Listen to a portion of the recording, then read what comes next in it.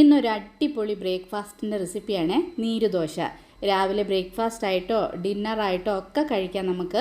അതേ ഇപ്പോൾ പെട്ടെന്ന് വിരുന്നുകാരൊക്കെ വന്നു കഴിഞ്ഞാൽ ചിക്കൻ കറിയുടെ കൂടെ, മട്ടൻ കറിയുടെ കൂടെ, സാമ്പാർ, ചമ്മന്തിയുടെ എന്ത് കറിയുടെയും കൂടെ ഒരു സൂപ്പർ കോമ്പിനേഷനാണ് ഈ നീരുദോശ. വളരെ പെട്ടെന്ന് തന്നെ നമുക്ക് ചെയ്തെടുക്കാൻ പറ്റുകയും ചെയ്യും. ഞാൻ രാവിലെ ബ്രേക്ക്ഫാസ്റ്റിനായിരുന്നു ഈ നീരുദോശ തയ്യാറാക്കിയത്. അപ്പോൾ ഇന്നലെ രാത്രി തന്നെ ഞാൻ 2 കപ്പ് പച്ചരി കുതിരാനായിട്ട് വെള്ളത്തിലിട്ട് വെച്ചിരുന്നു. രാവിലെ അരിയൊക്കെ നന്നായിട്ടൊന്ന് കഴുകി ഒരു മിക്സിയുടെ ജാറിലേക്ക് നമുക്ക് ഇട്ട് കൊടുക്കാം. അരിയും ഉപ്പും വെള്ളവും മാത്രം അരച്ച് നമുക്ക് നീരുദോശ ഉണ്ടാക്കാം. കുറച്ചൊരു ഡിഫറെൻറ്റ് നല്ലൊരു ടേസ്റ്റ് കിട്ടാൻ വേണ്ടിയിട്ട് വേണമെങ്കിൽ നമുക്ക് കുറച്ച് ചിരകിയ തേങ്ങ കൂടെ ഇതിലേക്ക് ചേർത്ത് കൊടുക്കാം. ഇനി നമ്മളിതിലേക്ക് ചേർക്കുന്നത് 1 സ്പൂണ് വെളിച്ചെണ്ണയാണ്.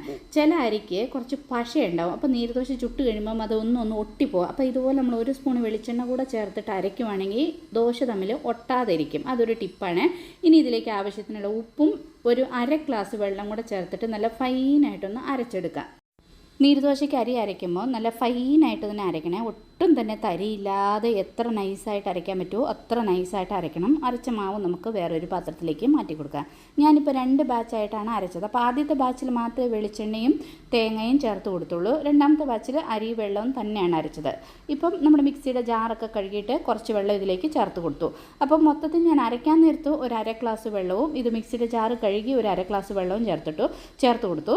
സാധാരണ ഈ നീരുദോശയുടെ കൺസിസ്റ്റൻസി എന്ന് പറഞ്ഞാൽ 2 കപ്പ് അരിക്ക് 4 കപ്പ് വെള്ളം നമ്മൾ ചേർത്ത് കൊടുക്കണം. ഇപ്പോൾ 1 കപ്പ് അരിയാണ് നിങ്ങൾ അരയ്ക്കുന്നുണ്ടെങ്കിൽ അതിന് 2 കപ്പ് വെള്ളം ചേർത്ത് കൊടുക്കണം. ചില അരിക്ക് കുറച്ച് വെള്ളം വേണ്ടി വരും. അപ്പോൾ നമ്മളിതുപോലെ വെള്ളം കുറേശ്ശെ ഒഴിച്ചിട്ട് നന്നായിട്ട് ഇത് മിക്സ് ചെയ്ത് നോക്കണം. അപ്പോൾ ഈ തവിയിൽ ഇതാണ് കറക്റ്റ് വെള്ളം പോലെ ഉണ്ടാവണം മാവ്. ഇനി നമ്മുടെ ഉപ്പൊക്കെ ഒന്ന് ചെക്ക് ചെയ്തിട്ട് മാവ് നന്നായിട്ട് മിക്സ് ചെയ്ത് അപ്പോൾ തന്നെ നമ്മളിത് വെക്കാറൊന്നുമില്ല, അന്നേരം തന്നെ ചുട്ടെടുക്കുവാണ്. ഇനി ഒരു പാൻ, നമുക്കിപ്പം ദോശക്കല്ലുണ്ടെങ്കിൽ ദോശക്കല്ലിൻ്റെ അകത്ത് ചുടാം, ഇല്ലെങ്കിൽ ഇതുപോലത്തെ ഒരു പാൻ ഉണ്ടെങ്കിൽ പാനിൻ്റെ അകത്ത് നമുക്ക് പെട്ടെന്ന് നീരുദോശ ചുട്ടെടുക്കാൻ പറ്റും.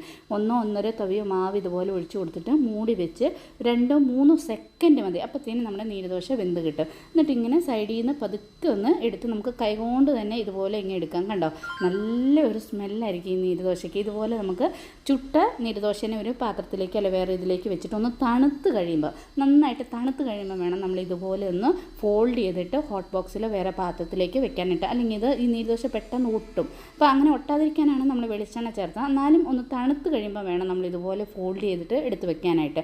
ഹോട്ട് ബോക്സിലോ വേറെ പാത്രത്തിലോ ഒക്കെ എടുത്ത് വെക്കാം നമുക്ക്. എന്നിട്ട് ഇതുപോലെ നമ്മൾ നല്ല നീരുദോശ നല്ല ചിക്കൻ കറിയുടെ കൂടെ ഒക്കെ എന്നാ ടേസ്റ്റാണ്. അല്ലെങ്കിൽ തലേ ദിവസത്തെ മീൻ കറിയൊക്കെ ആക്കിയിരിക്കുന്നത് അതിൻ്റെ കൂടെ ചമ്മന്തി, സാമ്പാർ എല്ലാത്തിൻ്റെ കൂടെ അടിപൊളി ഒരു ബ്രേക്ക്ഫാസ്റ്റാണ് ഇത് ഈ നീരുദോശ. അപ്പോൾ ഒന്ന് ട്രൈ ചെയ്ത് നോക്കണേ. ഇഷ്ടപ്പെട്ടാൽ ലൈക്ക് ചെയ്യാനും ഷെയർ ചെയ്യാനും കമൻറ്റ് ചെയ്യാനും മറക്കരുത്.